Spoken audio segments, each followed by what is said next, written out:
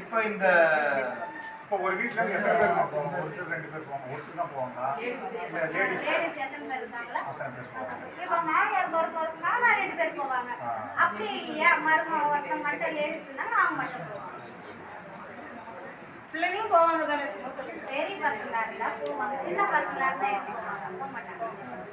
இல்லை இப்போ அக்கா சொன்ன மாதிரி ஒரு நாளைக்கு 20 முறை போயிட்டு வரதா இருக்கலாம். இல்லை எங்கிட்ட 2 பேர் தான் நாங்க அப்படின்னா 4 முறை போயிட்டு வரதா இருக்கும்.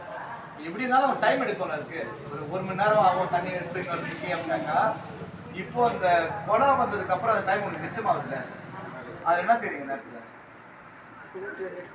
பசங்க இருந்தா பசங்களை ஸ்கூலுக்கு அனுப்புற வேலையோ, மாடு இருந்தா மாடு கூட்டிட்டு போற வேலையோ, ஏதாவது ஒரு வேலை எனக்கு தான் இருக்கும். சரிங்களா? இப்போ கிராமத்துல வந்து மாடு வச்சிருப்பாங்க.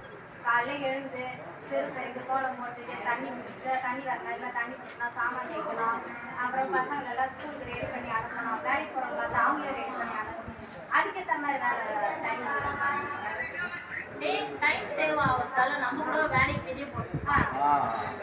ஃபர்ஸ்ட் தண்ணி எடுக்கணுன்றதுக்காகவே வேற எங்கேயும் வேலைக்கு போகணும். அந்த நேரத்தில் போய் தண்ணி எடுக்கணுன்றதுக்காகவே காத்திருக்கோம். இப்போ அது பிரச்சனை இருக்காது.